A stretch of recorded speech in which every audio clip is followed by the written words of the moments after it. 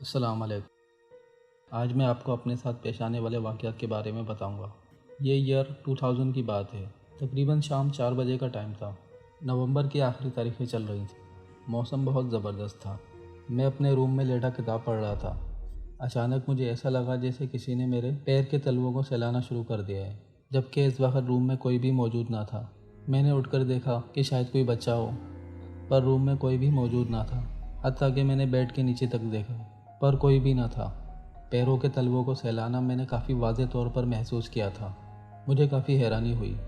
میں کافی دیر تک اس کے بارے میں سوچتا رہا، پر مجھے کچھ سمجھ نہ آیا۔ پھر میں اس واقعے کو ذہن سے جھٹک کر دوبارہ بیڈ پر لیٹ کر کتاب پڑھنا شروع ہو گیا۔ ابھی مجھے بیڈ پر لیٹے کچھ ہی دیر گزری تھی کہ مجھے محسوس ہوا کہ میرے بیڈ پر کوئی بیٹھا ہے، اور اس کی واضح نشانی میں اپنی آنکھوں سے دیکھ رہا تھا۔ بیڈ کے گدے کا حصہ ایک جگہ سے دبا ہوا تھا، جیسے کسی کے بیٹھنے سے دبتا ہے۔ یہ دن کا ٹائم تھا اور میں بالکل اپنے ہوش و حواس میں تھا۔ یہ جو بھی مخلوق تھی، اب اس نے میرے پیروں کو سہلانا شروع کر دیا تھا۔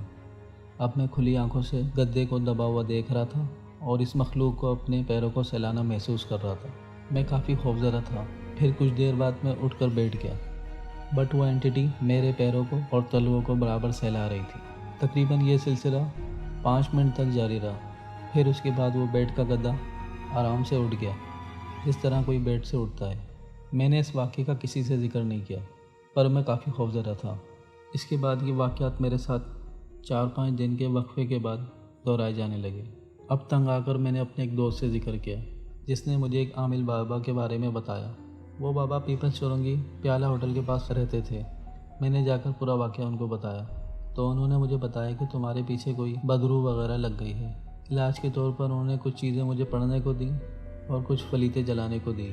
بہرحال پھر میں نے ان کے کہنے کے مطابق روزانہ رات کو چھت پر جا کر ایک فلیتہ جلاتا اور جو عبارت انہوں نے مجھے دی تھی اس کا ورد کرتا۔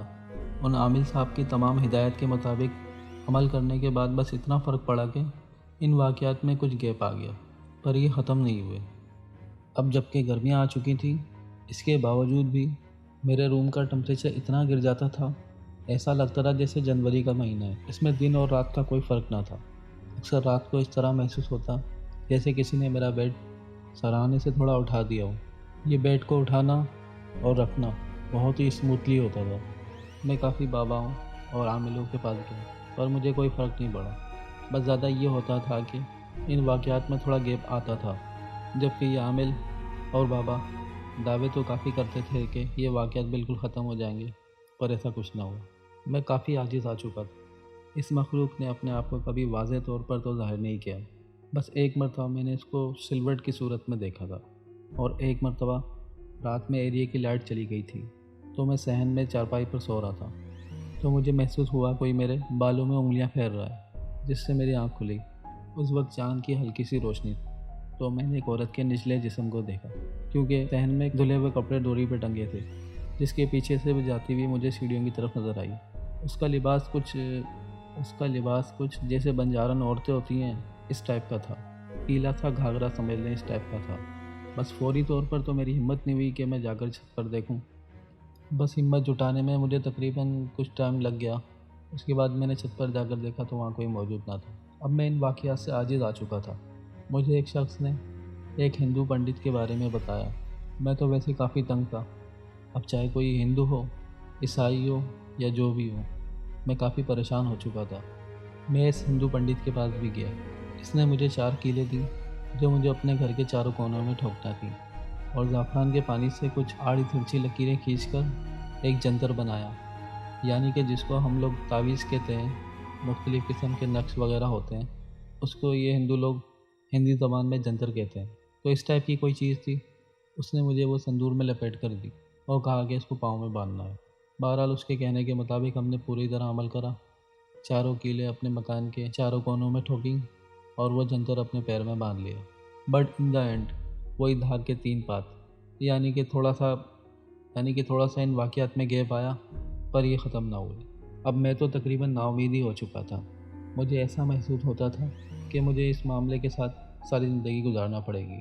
پر اپنی سب سے پہلی ویڈیو میں جو میں نے آپ کو کچھ بکس کے بارے میں بتایا وہ مجھے ملی، جس سے میں نے اپنا علاج خود کیا۔ بلا شبہ وہ بکس بہت زبردست ہیں، ان میں بہترین عملیات ہیں، اور ان بکس میں سے دیکھ کے عملیات کرنے کے باوجود بھی مجھے بہت زیادہ کوئی فرق نہیں پڑا، اور ان واقعات کا تسلسل چلتا رہا۔ بس پھر اللہ ہی کی طرف سے کچھ کرم ہوا، اور اللہ نے کچھ چیزیں میرے ذہن میں ڈال دیں، میں نے ان پر عمل کیا، اور اللہ نے مجھے اس پریشانی سے نجات دی۔ یہ طریقہ میں کسی اور ویڈیو میں بتاؤں گا۔ یہ ایک طریقے سے آسان بھی ہے اور مشکل بھی ہے۔ اگر آپ کے بھی کوئی واقعات ہوں تو آپ مجھے ای میل کر سکتے ہیں۔ میں نے ای میل ایڈریس نیچے ڈسکرپشن میں دیا ہوا ہے۔ اللہ حافظ۔